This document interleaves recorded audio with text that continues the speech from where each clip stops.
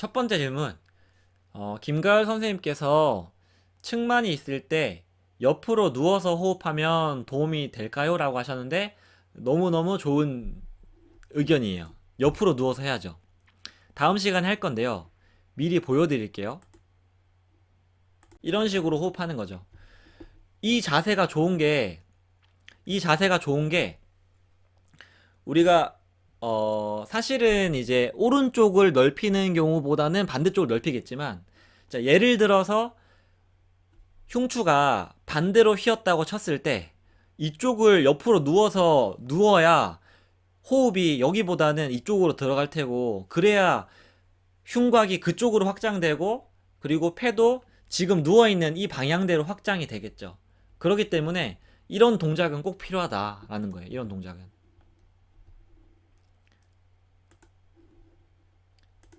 그러니까 가을 선생님께서 여쭤보셨던 것처럼 측만이 흉추 측만이 있다고 생각해 보세요. 근데 우리 흉추 측만은 주로 오른쪽 컨벡스잖아요. 그러면은 왼쪽이 위로 올라오게 누워서 호흡을 해야지 흉추 측만이 좋아지겠죠. 그래서 호흡할 때 특히 왼쪽 측만을 생각했을 때는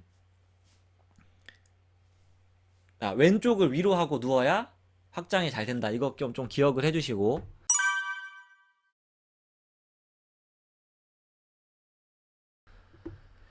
그리고 심우룹 선생님께서 바이렐에서 사이드 할 때 왼쪽으로 내려가면 외복사근 원심성 수축하고 올라올 때 고심성 되나요? 그리고 내복사근은 어떻게 내려갈 때 수축하나요? 라고 하셨는데, 바렐에서 사이드를 한다는 거는 옆으로 누워서 이렇게 한다는 거잖아요. 이런 동작. 그러니까 사이드는, 그러니까 우리가 서서도 할 수 있는 건데, 사이드 라인에서 사이드를 여기서 우리가 몸통을 이렇게 움직일 때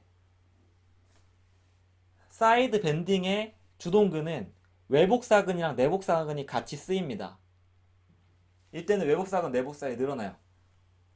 우리가 회전을 하면은 회전하는 축의 외복사근이랑 반대쪽 내복사근이 쓰이고, 회전하는 축의 외복사근이 짧아지고 여기는 내복사근이 늘어나지만, 외측 굴곡을 하면은 외복사근, 내복사근이 같이 짧아지잖아요. 그래서 선생님이 여쭤보신 게, 내려갈 때는 둘 다 늘어나요.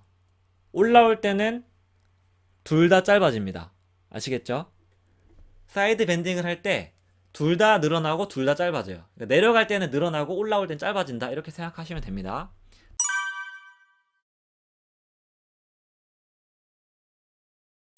그리고 SMP 선생님께서 프론 자세 하면 호흡이 잘 안 돼서 머리가 핑 도는데 호흡을 잘 못해서일까요? 흡기근이 약하다던가?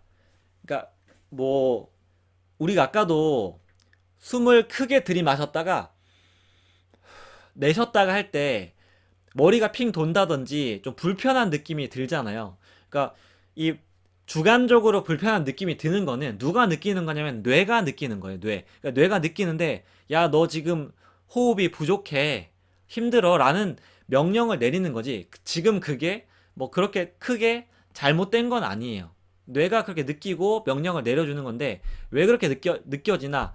해보지 않은 동작이니까. 일상생활에서 그런 동작을 우리는 할 일이 없잖아요. 그러니까 익숙하지 않으니까 그렇게 느끼는 것 같고, 이제 선생님이 말씀하신 어, 흡기근이 약하다. 네, 흡기근이 좀 더 세면 그게 더 수월하겠죠. 근데 흡기근이 약하다 보니까 좀 어렵다. 엎드려 있으니까 내부 장기가 눌리고 그만큼 횡격막의 동작은 원활하지 않고, 그럼 내가 편하게 앉아 있거나 서 있을 때보다는 호흡의 출입이 편안하지 않으니까 뇌는 숨이 부족하다고 느끼니까요. 뭐 숨뇌를 통해서, 야, 너 지금 숨 부족해, 머리가 어지럽다고 느껴봐봐 라고 명령을 내리니까 그렇게 느끼는 게 아닐까라고 생각이 됩니다.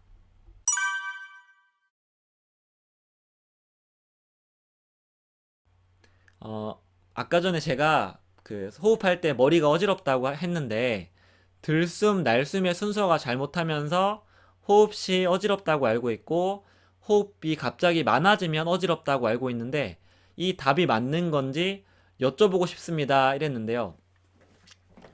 우리가 그 어지러움을 느낄 때는 생리학적으로 말하면은 이산화탄소랑 산소 분압이 내부적으로 잘 안 맞을 때 그렇다라고 알고 있거든요. 그래서 어떻게 보면은 잠수병이라는 게 있잖아요. 잠수병, 그러니까 그 스킨스쿠버에서 호흡을 숨 들이마시고 내쉬고 산소통해서 하고 밑으로 내려갔을 때 호흡은 그렇게 하는데 물 밑에 있을 때는 몸 안에 이산화탄소 분압이 높아지게 됩니다. 그리고 그 해녀들 잠수해서 오래 잠수하시잖아요. 그럼 잠수를 하면 어떤 느낌이 드냐면 약간 몽롱한 느낌이 들거든요. 그러니까 몽롱한 느낌이 뇌에서도 역시 느끼는 건데 이산화탄소와 산소 분압이 잘못되면서 이산화탄소 분압이 더 높아지면서 뇌가 약간 그 좀 약한 것 같은 약을 한 것 같은 느낌처럼 기분이 묘하게 좋아진다고 해요. 그래서 잠수를 오래 하면 기분이 좋아진다고 하거든요.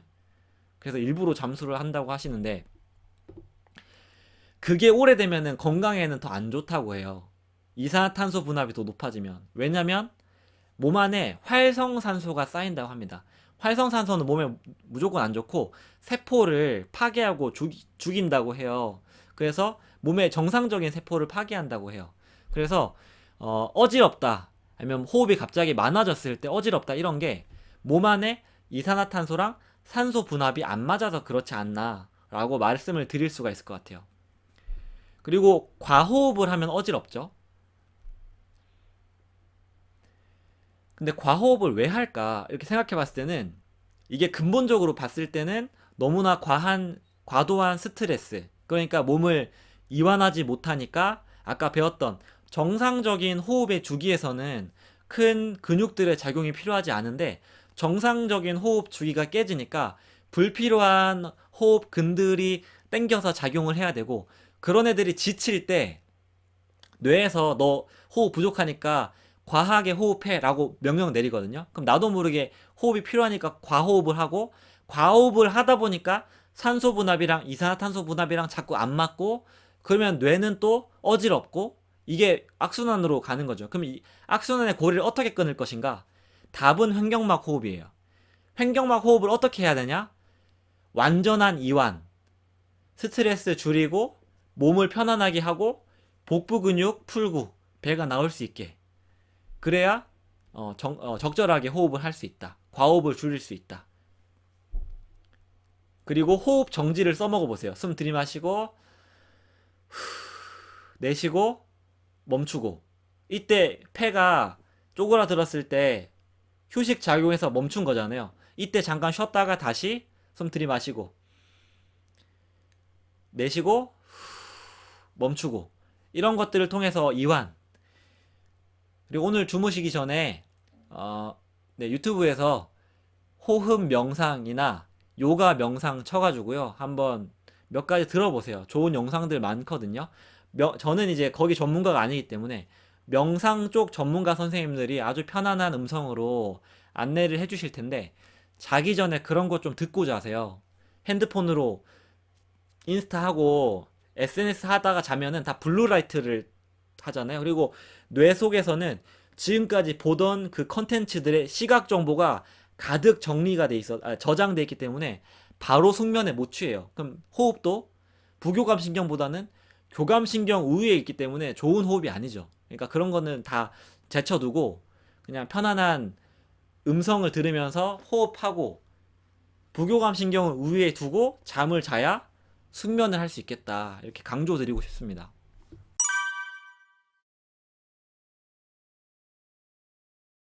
마시고 코로 내쉬는 것, 입으로 들이마시고 입으로 내쉬는 것보다 코로 들이마시고 입으로 내쉬는 것이 더 쉬운 이유를 말씀해 달라고 했는데 일단 입으로 내쉬는 거는 코보다 입이 공간이 크니까 내쉬는 게 당연히 쉽겠고요.